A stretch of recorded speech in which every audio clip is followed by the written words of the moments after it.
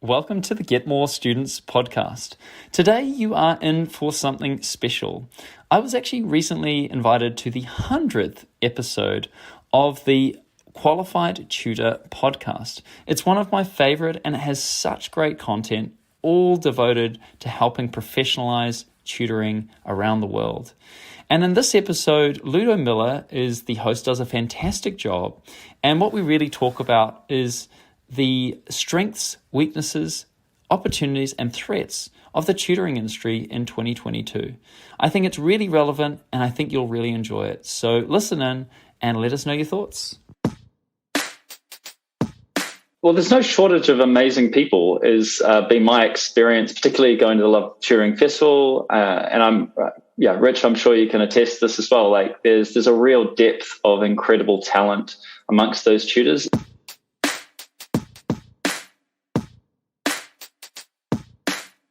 I really feel this vision of we're moving away from Plan B tutoring and we're moving towards an idea that Plan A tutoring is, like Richard said, flexible, but also fulfilling, and that we can find our own ways to leverage what tutoring can allow us to do. We need better definition of what a professional tutor is. And even more importantly, you're right, Ludo, it's actually what a career tutor is. So I think one of the weaknesses of the industry is this misunderstanding of what tutoring really is. It's so much more than just after school help. I feel as a parent and as a school leader that the lack of transparency that we have when choosing a tutor is one of the key weaknesses. And as a primary tutor, I can tell you that one of the most difficult things to do is quantify your success. And not getting feedback and not being able to quantify your success is one of the loneliest things as a tutor. And it's one of the things that makes you feel terribly uncomfortable because you're in that role of the freelancer. And yet it is difficult to prove value because learning is a marathon. It's not a sprint. And if you don't have an exam point to move towards, it can be really, really difficult to prove your value. So the biggest opportunity in the industry now, for me, is quantifying success. How do we actually set out objective criteria to show that tutors are better? Blimey, this is rocket powered, hey?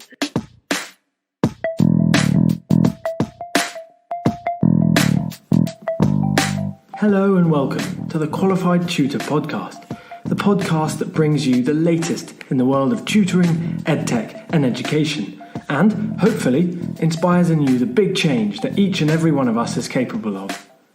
Qualified Tutor is an industry-leading tutor training organisation and online tutoring community for thousands of tutors around the world. This podcast is the voice of this community, where we aim to hear from tutors, teachers, entrepreneurs, coaches, business experts, students, tutorpreneurs, and more from the world of tutoring about what inspires them every day, how they can help tutors like you, and what they've learnt about tutoring along the way. The question is, what will you learn today? So, hello and welcome to the 100th episode of the Qualified Tutor podcast. Listeners to this podcast won't be able to see the huge smile beaming over my face or the smiles of my three guests here with me today. But this is a pretty momentous time at Qualified Tutor. The 100th episode of a podcast is no mean feat. And during some recent podcast industry research, I found out that out of the roughly 2 million podcasts out there and across the well over 48 million episodes, 64% of podcasts have fewer than 10 episodes, and only 17% have 50 episodes or more. I couldn't even find stats for how many podcasts have over 100 episodes. I'm sure they're out there, but I couldn't find them. But you can imagine that the percentage will be much lower than 17%. So we're proud of ourselves for reaching here. We're very glad that those of you who've been with us since the first episode are hopefully still here. But me saying that is not to give us a nice big pat on the back. It's to say that there is clearly an appetite amongst those in the tutoring and and the education industry to get talking and to discuss the key issues in this space.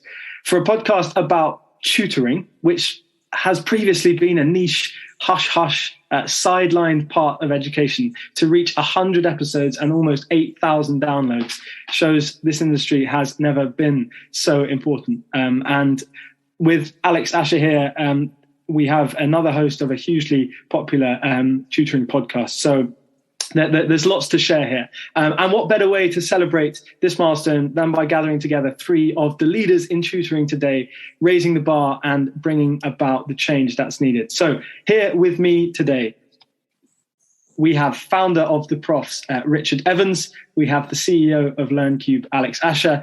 And of course, we have founder and CEO of Qualified Tutor, Julia Silva. So over the next 40 minutes or so, we are going to be drawing on the expertise and insights of our three panelists to analyze the state of play in tutoring today, from the strengths and weaknesses of the industry to the opportunities and threats facing the sector. And by the end of the conversation, all of us, me, the panelists, you listeners, will hopefully leave feeling a lot more confident about the future of tutoring and how to tackle any problems that may arise. And as ever, hopefully a whole load of pioneering ideas to take forward. You can thank us later.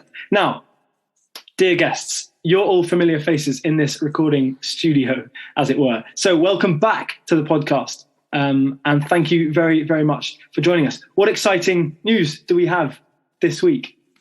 Richard, something exciting is happening at the Profs this week, is it not?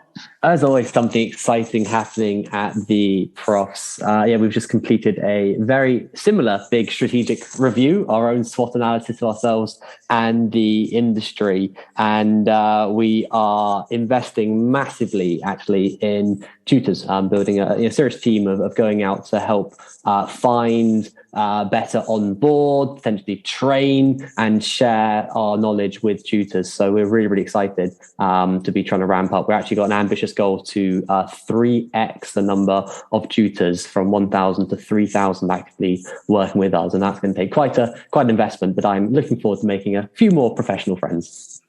Well, the new website looks wonderful. Thank you. Head over to theprofs.co.uk if you want to see how a rebranding is done. Alex, how are you doing?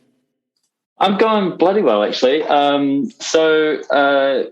Actually, one thing that is new for us is we're really investing also in our community. So one of the areas that I've often talked about, and one of the areas that we're looking at really helping with, particularly with independent tutors, is on marketing. And it might be something we talk about later, but our Get More Students started as a podcast, moved into a workshop and webinar once a month, and now we're building an actual community, largely inspired by you guys at Qualified Tutor, by the way. Even using some of the technology, because we think that we feel that we can have a much bigger impact and help people, not just from the virtual classroom, online school technology, but also when they're trying to get more customers and get more students. Again, it seems to be a major hurdle for a lot of people that end up using our technology, and we really want to help with that. So we've got a community under Get More Students. I think it's .org now. So yeah. Bro, awesome. I'm sure we'll be getting into that. And you can tell the appetite for learning about marketing from how well attended the kind of marketing events at the Love Tutoring Festival, including principally yours, Alex, was. So, Julia, how are things? I'm so glad you asked, Ludo. We have a new delivery model, don't we, that we're really excited about rolling out. And it is an on-demand, self-paced delivery model for our CPD accredited and level 3 training, so that people can get started, get Qualified Tutor membership, share badges and credentials with potential clients, and really sort of learn at their own pace. We've learned a lot about online learning in the last 2 years, and combining that sort of high-touch facilitated learning that we are so appreciated for with something that is quicker, easier to access, and great to be part of. Somebody recently told me that Qualified Tutor training feels like a warm hug. And so finding more ways to get people to enjoy that support is what we're all about at the moment. Well, I think those three responses have set the stool out for this conversation pretty well, because those are three different angles, three incredibly important angles. And with that, I think we're going to dive straight into the first question. Well, actually, maybe the fourth question now, but the first question on the agenda, which is strengths. So I'm going to open this up to Alex, you first. What do you see are some of the key current strengths of the tutoring industry? Well, there's no shortage of amazing people, is been my experience, particularly going to the Love Tutoring Festival. And Rich, I'm sure you can attest this as well. Like there's a real depth of incredible talent amongst those tutors. It sounds like a lot of teachers are also looking at tutoring as a profession, which is, again, something really exciting. So from that perspective, I see that as a huge strength, is the people. If we're looking at the UK, I mean, even just the people in this little virtual room that we've got going here, we're all working on making tutoring better and more efficient, more effective, and having a bigger, more positive impact on the world. So I think that also is a good sign of some strengths. Also acknowledging Rich also has some work with the technologies that he uses, and certainly LearnCube does. And the technology, I think there's some real strength in the technologies that tutors are now able to access and leverage. So I think those are, where I would start, and I'll pass over to the colleagues here to maybe back some of those and find your own. Richard. Yeah, absolutely. I hadn't even thought of that because it's so well integrated, isn't it? But tech, we are at the forefront of tech, right? When the whole world went to Zoom, and I laughed at all the social media messages. We've been using Zoom for however many years Zoom had been going. I think it was 5 or 6 years before then. And I look at how, unfortunately, the schools struggled. Their schools have always been 10, 20 years behind on tech, and that unfortunately really caught up with them, sadly, to the detriment of millions of students. But the tutoring industry moved online overnight. And I think the continued innovation and thought leadership and ed tech of tutoring is amazing. And tutors are so willing to try out new tech and stay ahead of that. I read an interesting piece of research years ago saying that because classrooms haven't really changed since the Victorian age, students go from their home where they've got an iPad, an iPhone, a nice TV,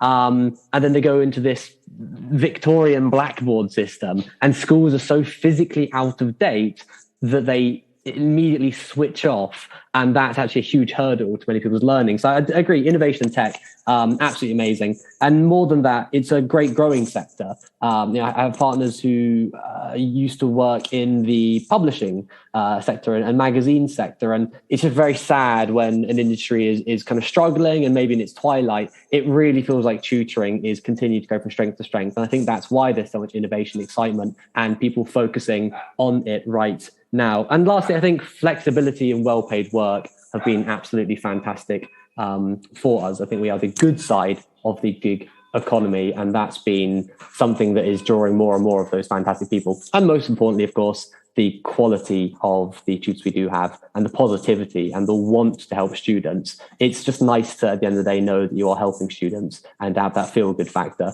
And education, I think, along with healthcare, are probably the two strongest industries for that. Yeah.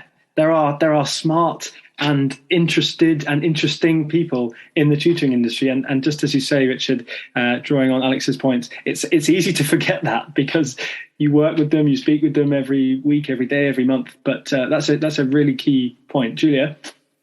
I'm bubbling over with enthusiasm from what Richard and Alex have said. And to reiterate and go deeper, and actually inspired by your first ideas, Richard and Alex, about community and about bringing in more tutors at the moment, I really feel that there's a deep focus on what tutors need and really developing the people who are supporting the students. And I think that that's so healthy. It's another thing that schools struggle to do because there's so much top-down pressure. And the fact that we as a profession are nurturing our people is, I think, a really, really healthy and sustainable approach. There are two phrases that I've become known for in our community. One is tutors need tutors, and the other is colleagues, not competitors. And I really think that we're digging into both of those things. And when I see people reflecting that back to me, I think it's terribly exciting. I'm deeply involved in writing my book at the moment, and I really feel this vision of we're moving away from Plan B tutoring, and we're moving towards an idea that Plan A tutoring is, like Richard said, flexible, but also fulfilling, and that we can find our own ways to leverage what tutoring can allow us to do. And that's really exciting. Richard, can you talk a little bit? I know you've talked about this before on this podcast, but also I'm sure in lots of other conversations. But I think this will tie in really nicely here about the idea of tutoring as a career. Yeah, absolutely. I like to put in my tutor hat on. I like to see weaknesses as opportunities to learn. So they're sort of the same. But to move a bit down our SWOT analysis, I totally agree with where Alex and Julia are coming from in terms of the need for professionalization and community. And I totally agree, Alex, that the tutors are a strength. We have fantastic tutors. But where I would disagree is the quantity of tutors. Yes, in Love Tutoring Festival, I was happy to see hundreds of engaged and active tutors. But I think that's quite a large fraction of the engaged industry. And we need thousands, if not tens of thousands. We know that National Tutoring Programme has made claims of kind of shortages of tutors in the UK. I disagree with some of those claims and selection criteria, but more tutors is a better thing. We need better definition of what a professional tutor is. And even more importantly, you're right, Ludo, it's actually what a career tutor is. So I think one of the weaknesses of the industry is this misunderstanding of what tutoring really is. It's so much more than just after school help. It is part coach, part cheerleader, part mentor, part sort of older brother or sister, part sort of counselor, although obviously we should never take on serious mental health issues and those should always be passed on. But there is an element of making people feel better about themselves. And that is what the investment in education one-to-one really is all about, is looking at your long-term career trajectory and helping students to find one that is best suited to them and hopefully on a higher trajectory. But I do think that there is a shortage of quality tutors in the UK. I think that we're all working really hard on trying to attract more people in the industry, and I think we're making great waves there. But I would like to see this accelerated further, because whilst I have 1,000 fantastic tutors, that's less than 10% of those that we've interviewed, and we have had to kiss a few frogs to get there. And there are a lot of people I've seen who call themselves tutors of 10, 20 years, who certainly are not professional and who I do not think meet the standards of education that we'd like to see. So that is something that we want to see less of those people and more good people. And I welcome that Guardian article saying 25% of tutors actually are, or 25% of teachers are actually tutors. It's really great to see that we are one and the same. And I'd like to see more teachers doing tutoring and of course more tutors moving into support teaching as well. So Alex, how do we go about this? How do we find more and better tutors? First, I sort of want to segue on Richard's point on the professionalism. And again, Julia, this is something you're totally passionate about. But I hadn't really thought about it, but it really raised a big discrepancy, right? We know, like we work with some of the larger tutoring companies in the UK too. We know that there are thousands of people on their books. And Richard, you've kind of mentioned, there are thousands on yours, but there aren't always thousands of people that are turning up to these professional development sort of events. Why not? That's a huge discrepancy in terms of the numbers that we're seeing there compared to the numbers of tutors that are turning up. And it does maybe indicate that there's a bit of it's a nice side gig and I get to make some money and then I sort of move on. And I think maybe that it creates a two-tier system. And I guess if we're going to start talking about weaknesses or threats as well, once you do get into substandard tutoring I'll tutor for a bit of money, then you can start seeing some eroding of trust and some eroding of value as well. So I think those are some areas that I'd like to touch on. But the professionalism is, I think, one way, because I actually remember my sister is a great example. For some reason, unbeknownst to me, seriously, I come from my grandparents were both teachers. My grandfather was a professor of German. My grandma was a teacher in French. But my sister didn't actually feel, she wasn't sure if she could do teaching as a plan B. Now it's not the same, but it's similar in the fact that she didn't feel that maybe that was considered success. And I was like, how can you not think that's success? That's totally success. And now she's a teacher, she's totally loving it. And I wonder if there's a perception in the same way of tutoring. If tutoring isn't seen as something professional or something that people should be really proud of, then maybe that kind of puts off the right kinds of people from getting into the top of the funnel as well. So I wonder if that's something to think about. Julian and Richard, what are your thoughts on that?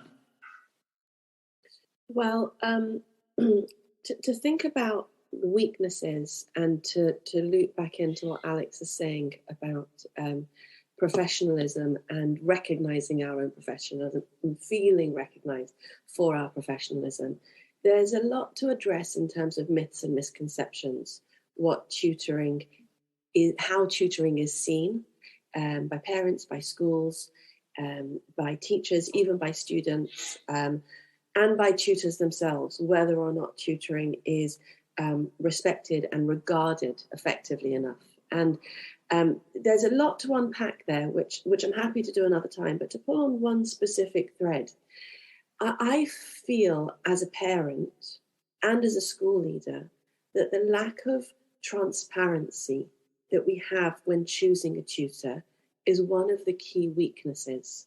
So it's difficult for a tutor to assert their professionalism, to assert their expertise. It's difficult for a parent to know who to choose because you're always choosing a proxy, what university they went to, which agency they're aligned with. And that's not the same as finding out whether or not they're going to do a good job for your students. Even whether or not they're a qualified teacher is still a proxy. So giving us all... the weakness is understanding that there is a mismatch here between what tutoring really can do and what we are able to prove and see right now. So some of our colleagues, including you, Richard, are building a language around what quality is in tutoring, what efficacy is around tutoring. And you know that we are a little bit obsessed at Qualified Tutor about that. But really, it's all coming from this understanding that to enable people to choose a tutor and to choose a tutor with confidence, there's some work to be done. And that's what we're leaning into. I totally agree. And I think that's my actually opportunity. My quick notes on this was proving quality. So how's that for a segue? We're moving rapidly between. You know me, if nothing else, I talk too quickly. We need to be able to prove quality better. A few of you have heard this before, but I like to keep saying it. You know, I have been tutoring for 10 years. And when I joined the industry as a tutor, it took me all of a week to realize that the problems were the travel, eating lunch every day online, trying to optimize my timetable. Well, online tutoring has absolutely smashed that out the park. And shout out to my brother and BitPaper, and BitPaper and Bramble and all the great whiteboards and online technologies that have helped us to do that. So online was really ticked off. I found it was very hard to get daytime hours. Profs was set up to focus on university tutoring to allow for daytime hours. So someone like myself could work from the hours of 9 till 6 rather than the hours of 6 till 9, which really was difficult on having any sort of social life. So that has been worked on with internationalization. A very small amount of my students even live in the UK these days or based in it. So that's helped. Number 3, which I'm now trying to work on. It's good to have some career goals and it's amazing to look back at how quickly some of these things have moved as a whole industry. Now, I'm not the only person dealing with these problems. There's hundreds of us working hard on this. But number 3 is proving quality. How do I actually prove that I'm a better tutor? Yes, I went to a good university. Well done me, pat on the back.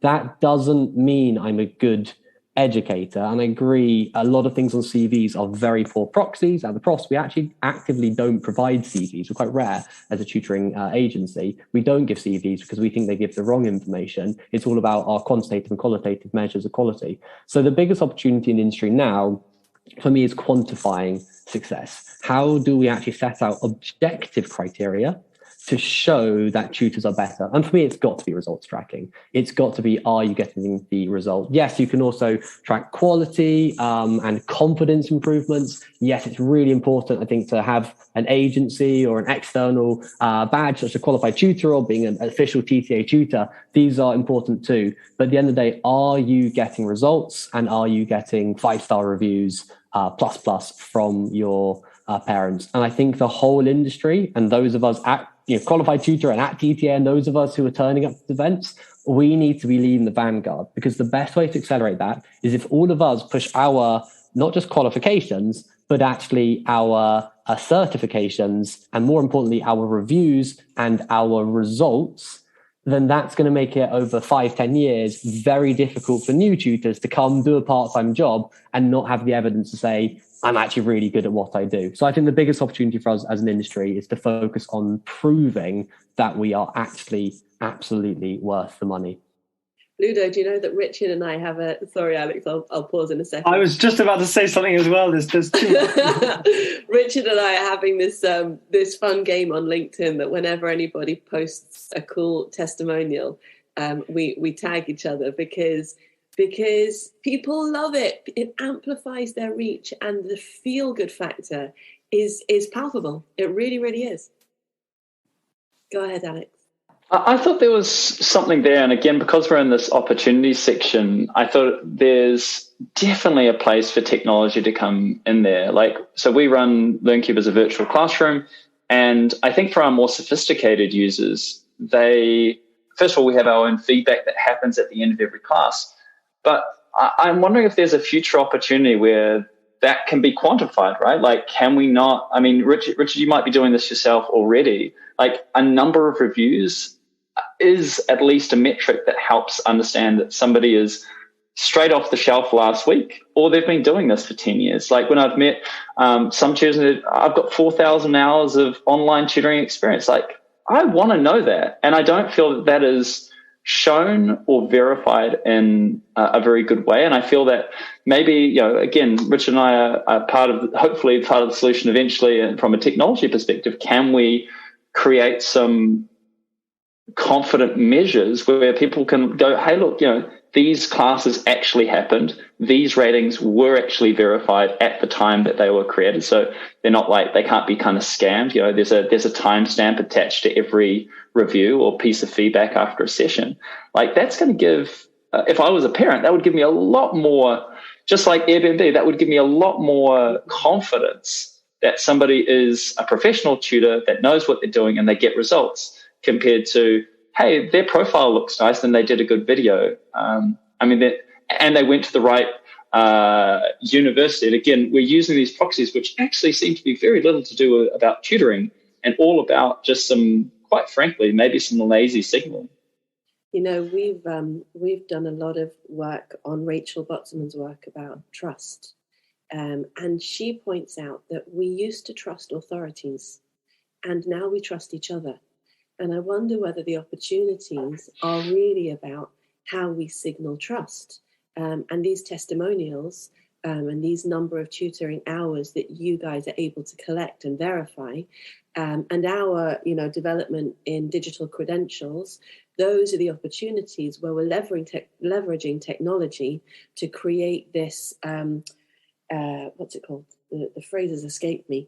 This sort of peer approval. Social proof is the phrase, isn't it? And if we can really nail social proof, then that's us approving each other, and who has more of a vested interest than we do. Lots of head nodding going on. Richard unmuted himself. Sorry. I agree. I definitely we're seeing more of this. The whole world's moving towards more reviews. And I think that's a good thing. It certainly can be gamed. And I totally appreciate, Alex, we've got to be looking at how to not game this. Just this morning, we got 2 5-star reviews. Really happy, but it's the whole team. This is part of the whole brand. It goes onto our Slack.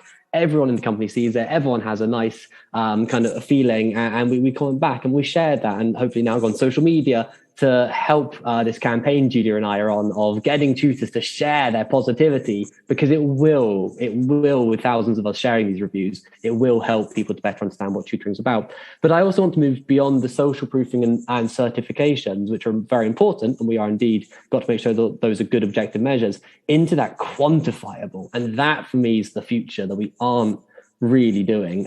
It is being seen in the one bit of tutoring I am seeing it in is when there's a binary outcome. I'm not sure, probably maybe 11 plus agencies and school selection maybe, but in my end of the industry, the higher end, university applications, it is actually standard. So it is, we have a 97% success rate of first or second choice. I think it's 85% rate of first choice. We're really happy with that. And actually our competitors all share lesser statistics, shameless plug there, than us. But it's really important that people understand you're trying to get an outcome. So I think that's maybe where this idea has come from. And we're now trying to disseminate that into the wider tutoring market, because maybe one of those weaknesses is when I started out in the younger years tutoring, and I saw there some things I was quite uncomfortable with in terms of quality control. So I started with some West London raw agencies, and everyone was from Oxford, and it was very, very good and charming. And you'd go and talk to the father or the mother, and they were from Oxford and Cambridge, and very, very,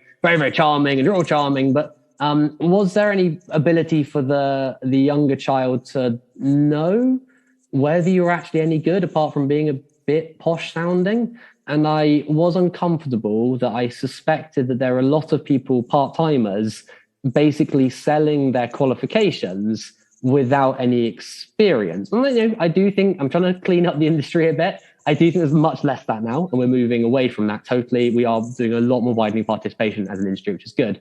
But when you moved into the university sector, the average age of my students is 22.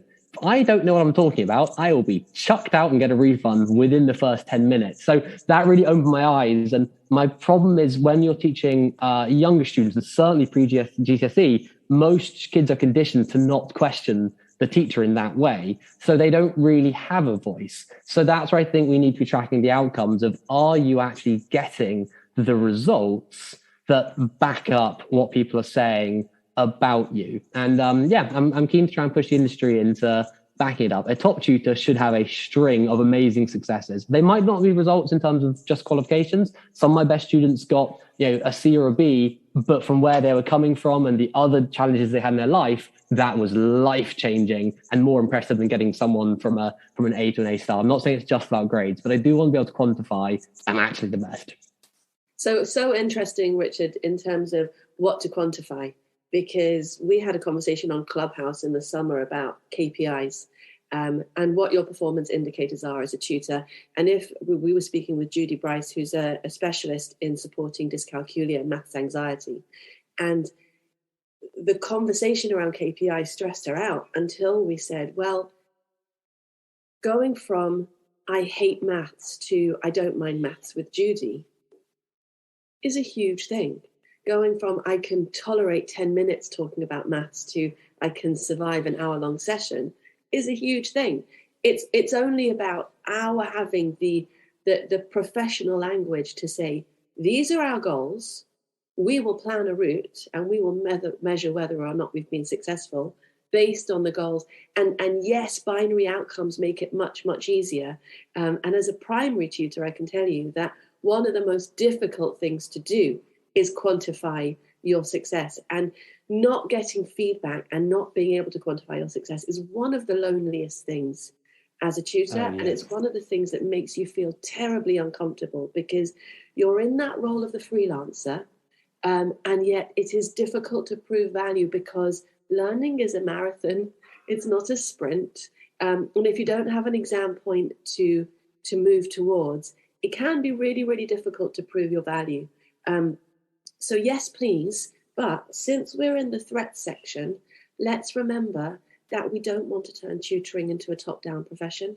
We really, really want to stay in control of our own language of professionalism. We don't want the same pressures that have squeezed teachers out of teaching to happen to tutors and cause the same, because then we're back into that issue about not having the supply that we really need to help the students who need the support. Couldn't agree more. Alex, can I turn to you for my chance to formally ask about the threats? Julia, jumping the gun there. Not just what are the threats, because that's not a nice conversation just to have, and also not a good one to end on, but what are the threats and how do you see our way around them? I do see a threat in terms of, how could you not bring up inequality in a kind of question like that? Like, tutoring has, at least until recently, been only seen as something that wealthier people have access to. I mean, there are obviously some edge cases and some changes to it, but I think most perception is, at least from where I've sort of come from, is that it wasn't for everybody, and there was a pretty big price tag attached. And also that price tag was really associated with, I think, even what you said, Richard, like the travel costs. Like, if it's not taking you an hour to do a session, and in fact taking you 3 hours, an hour to get there and back, possibly more in terms of just the general kind of conversation that you might have with parents and so forth, you might need a price to kind of justify that. I think maybe the opportunity, again, online tutoring was offering a more efficient option, but I think price, if it gets too crazy, is going to kill the industry, and I think also create a real sense of haves and have-nots, which is not something that we want to perpetuate in the education system. So I think that's a clear one for me. That's a threat to the industry in terms of that perception. I think if tutoring gets expensive but also lacks the professionalism with them, I think that is a major threat to the industry because it erodes value. People spend crazy amounts of money, get no results. They tell everybody else how few results they got with X amount of thousands of pounds spent. Like, that's a bad result. So anything that creates a bad taste in somebody's mouth with tutoring, I think, is a threat to the industry, and it erodes the virtuous cycle that it could have. I think tutoring really becoming very large group teaching without real individualization, I think, is a major threat. We see that in the language area where we have a particular specialty. I think, fortunately, online is kind of forcing the limits on those group sizes, because otherwise it really does start getting back to people turn up, it's bums on seats, and the business model is all about bums on seats rather than actually getting people to an individual goal. And also, this is a profession. Like, you cannot expect somebody just to turn up and deliver a great group, let's call it tutoring session. It's not going to happen without some real kind of like experience, real confidence with the technology. If you are doing it in an online environment, it's not just turning up and then going clockwise around a room and spending exactly 5 minutes with each student. I think there has to be some sophistication there, and I think it would be right for people to expect a higher standard of tutor if they're going to be doing group classes. Absolutely. Richard, can I turn to you next?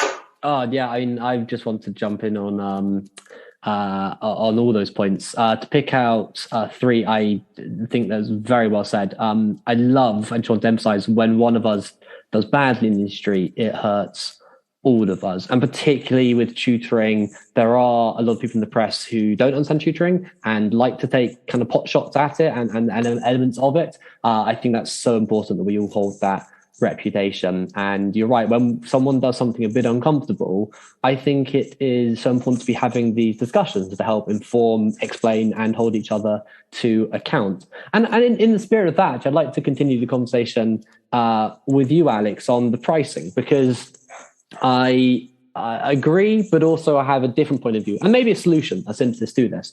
So yes, prices of tutoring, I think, was a lot higher and a lot more prohibitive maybe 10 years ago. I think a lot of social focused companies have come in and deliberately pushed the price down. When tutoring went online, I was one of many proponents to say, do not decrease your prices as tutors, which we did as an industry and effectively gave us all pay rise.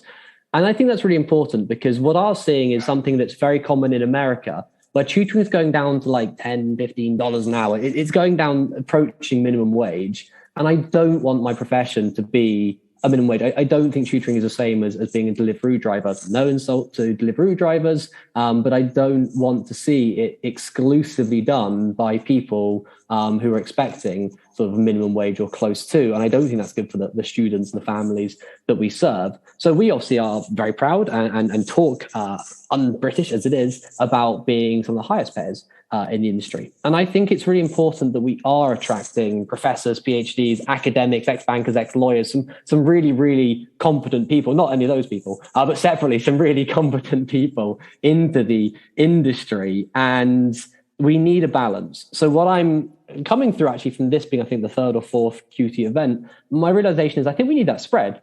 I like the idea of newer tutors. I have my reservations of student tutors, but I do appreciate that I was a student tutor once, coming in and starting on the lower end, going through their qualifications, coming to the events, being inspired. But I think it's important for them to have a profession. They do need to see that there are tutors earning £100 an hour. We do have tutors earning over £100,000 in our network, and they're self-employed, so they're probably earning more elsewhere as well. I think that's important to keep and retain the top quality. So my question back to you, Alex, is how do we keep quality if we are also trying to keep prices down for equity? I really like the way that you distinguished a professional tutor and let's call them a starting tutor. Just like every profession on the globe, you have different prices depending on what you're going to get. Like the same reason that people choose private healthcare rather than public healthcare. I don't think there's anything wrong necessarily about charging a lot. I think there's a problem, though, where the entire industry has a price point which is really unattainable to most. And also, if group classes are used as a way of giving a perception that people are getting the same, you're not getting, Richard as your best tutor or Julia as your best tutor at, again, I'm making things up, £100 an hour. But there's an option that is still high quality at a level that you can afford. And I mean, again, there's some good opportunities with the government subsidizing some of that. But equally, if the average pay for a tutor is, let's say, £40 an hour, £50 an hour, do I think that's achievable for most families? I would think absolutely not, considering all of the other kind of cost pressures on them. And then if you have, talk about China and in terms of regulating tutoring out of the Chinese equation, like that was an example where it's getting totally out of hand.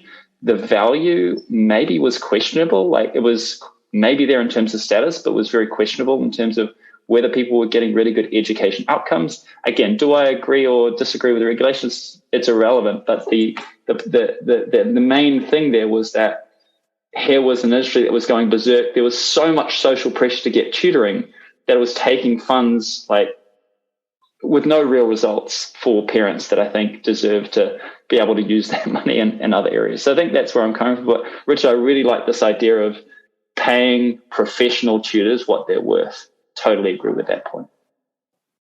Awesome, thank you. I totally agree. We need to make it. I don't like the idea that people can't access tutoring because we know it's great. So it's such an interesting balance, and I welcome the conversations across the industry. Yeah, Julia. Blimey, this is rocket powered, hey? Okay, so I'll contribute this in terms of threats, Ludo. That if you'd asked me a year ago, I'd have said that I felt that the threat to tutoring was complacence. I feel that we were hidden behind a paywall. That phrase, shadow schooling, was too close to home. And I think that the NTP has shone a light on tutoring, whether we like it or not. It has shifted things. It has brought the private and the public sphere very, very close together. And I think that the threat now is some sort of top-down regulation that reduces our efficacy because it asks us to be less responsive, less nuanced. When Alex and Richard are talking about newer tutors and professional tutors, the language that we use at Qualified Tutor is expert and novice. And that journey from novice to expert is a progression route. And we as an industry have to develop our own progression routes. And if we have, DFE or government intervention that squashes that progression route, it will lose its scope to become an international profession. it will start getting regulated to the point of just being teaching outside the classroom. And really, we in this room are excited about tutoring as the future of education.